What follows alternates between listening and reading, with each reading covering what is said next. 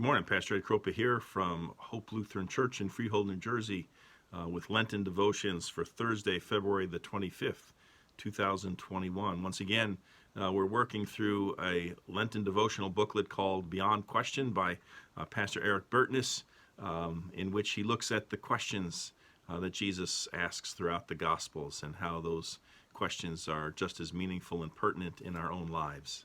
The reading for today is Luke 17, 11 through 19. It appears in our lectionary as the assigned gospel for Thanksgiving Day. And once you hear it, you'll understand why that determination was made. So here's Luke 17, verses 11 through 19. On the way to Jerusalem, Jesus was going through the region between Samaria and Galilee. And as he entered a village, 10 lepers approached him. Keeping their distance, they called out, saying, "Jesus, Master, have mercy on us." When he saw them, he said to them, "Go and show yourselves to the priests." And as they went, they were made clean. And then one of them, when he saw that he was healed, turned back, praising God with a loud voice. He prostrated himself at Jesus' feet and thanked him. And he was a Samaritan. And then Jesus asked, "Were not 10 made clean? But the other 9, where are they? Was none of them found to return and give praise to God, except this foreigner?" And then he said to him, "Get up and go on your way. Your faith has made you well." Richard Jumper tells the story of a fellow by the name of J.B. Fuqua. I never heard that name except when I was a kid. There was a Pittsburgh Steelers running back by the name of Frenchie Fuqua, but this is not the same guy. But anyway, this J.B. Fuqua, when he was just a boy, someone lent him a helping hand, and he paid them back millions and millions of times over for their kindness. You see, he grew up in rural Virginia in the years immediately following World War I. They were lean times for many people. And this J.B. made up his mind at a young age that he would be rich someday. But for a young man of very modest means and not much opportunity, it would be difficult just to make ends meet. Well, one thing that caught J.B.'s fancy was learning to operate a ham radio. But in order for a person to make a career in radio, he would have to be well educated. And J.B. had no way to afford a better education.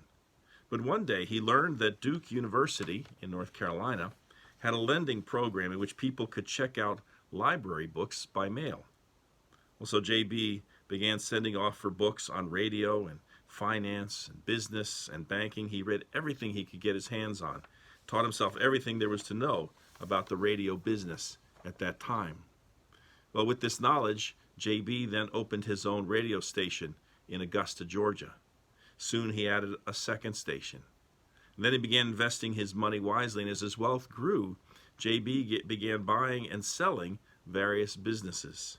He made his first million by the age of 35. He entered the political ring where he served in Georgia's House of Representatives. By 1970, Fuqua Industries was listed as a Fortune 500 company. And once he had achieved such incredible success, J.B. Fuqua decided to give something back to the institution that had helped him get an education. In 1980, he made a gift of property and money to Duke University. In all, his donation was valued at $20 million. Not long afterwards, Fuqua convinced his friend Dave Thomas of Wendy's Restaurants to donate another $4 million to the school. And today, if you visit the campus of Duke University, you'll notice their business school is named the Fuqua School of Business. No one at Duke could have known all those years ago that their decision to set up a lending library would have had such an impact on anyone's life. And they never would have guessed how that kind gesture ever would have been repaid either. J.B. Fuqua was truly thankful for Duke University's lending library. When you are truly thankful for something, you want to do something in return. Only one of those 10 men that Jesus healed was truly grateful. He returned to give Jesus thanks. My guess, says Richard Jumper, is that he also did something worthwhile with his life as well. Well, Pastor Burtness writes at the beginning of the story in Luke 17:11 through 19, the Samaritan, or foreigner, has two strikes against him. He is a Samaritan, and there was at the time a long-standing rift between Samaritans and Jews. Because each considered the other ritually unclean, they avoided all contact with each other. This Samaritan was also considered unclean because he has leprosy. People with skin diseases like this were required to stay away from others at all times to avoid contaminating someone else. Even if a skin disease cleared up, only a priest could verify that a person was now clean.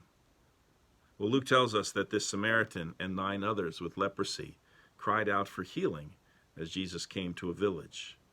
Note that they were keeping their distance as required, says Pastor Burtness. And Jesus told all 10 to go and show themselves to the priests. And in the act of going, they were healed or made clean and continued on their way. But one leper, the Samaritan, the foreigner, was different. He realized that he had been blessed, and he turned back. And when he returned to give thanks, Jesus said, "Get up and go on your way. Your faith has made you well."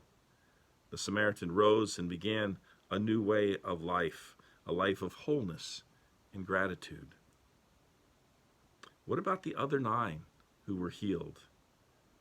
As Jesus asked not 1 but 3 questions about their whereabouts, we begin to see that he wants more than obedience from us. He wants us to give thanks and praise, to express our gratitude. He wants our hearts to overflow with thankfulness. Again, Jesus asks, were not 10 made clean? But the other 9, where are they? Was none of them found to return and give praise to God except this foreigner?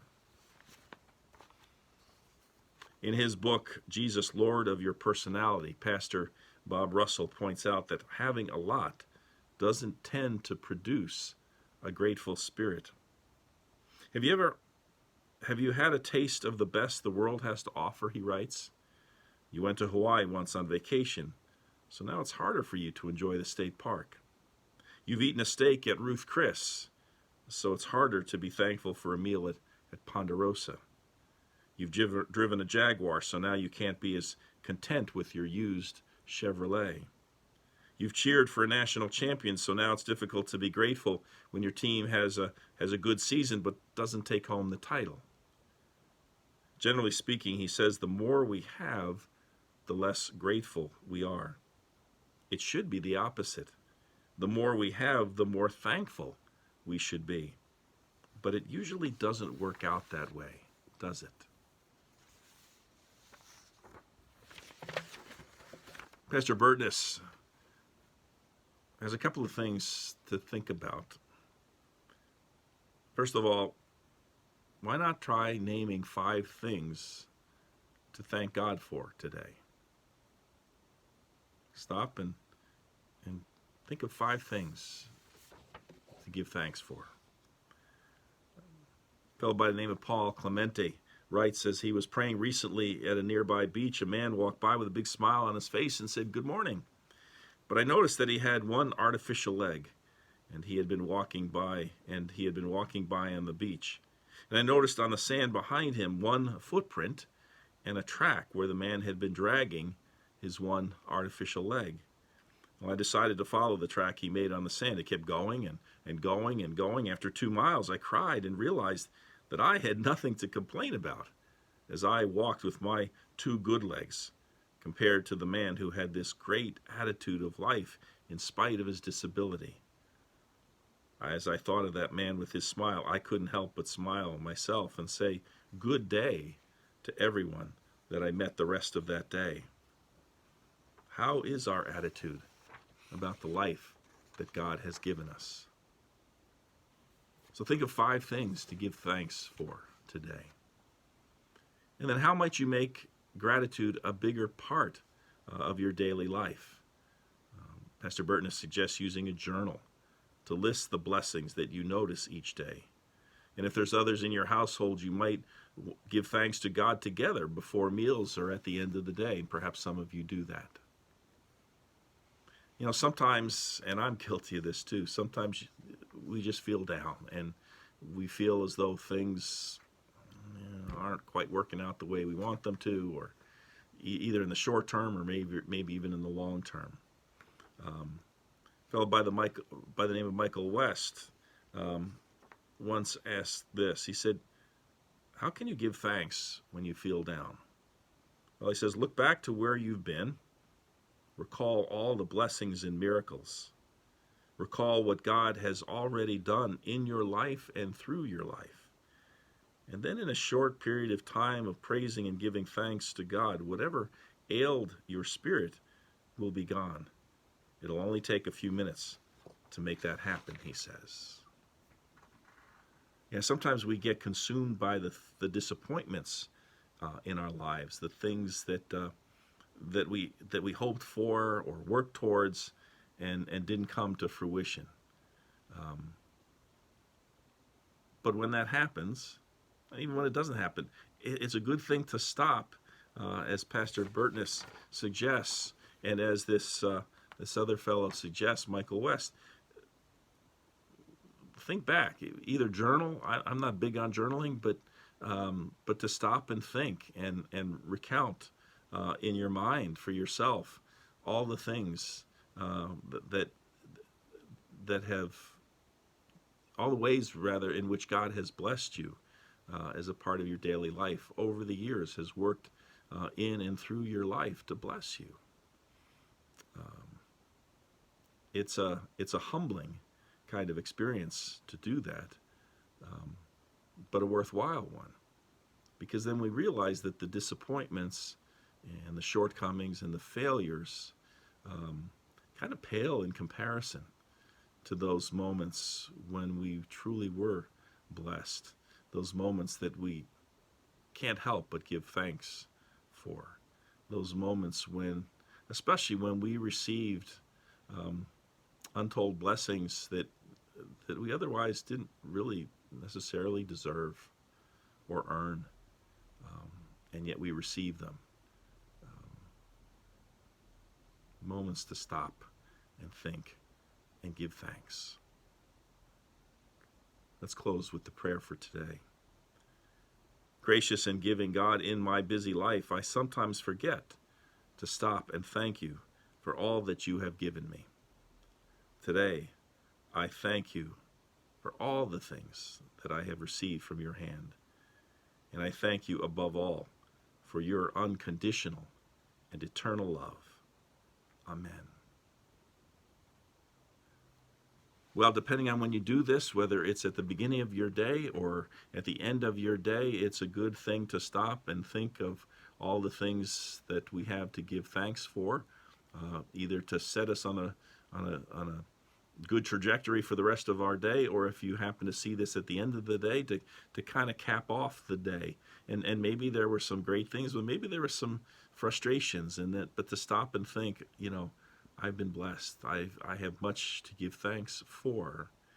Maybe it's a good way to end your day as well. Either begin or end, either way.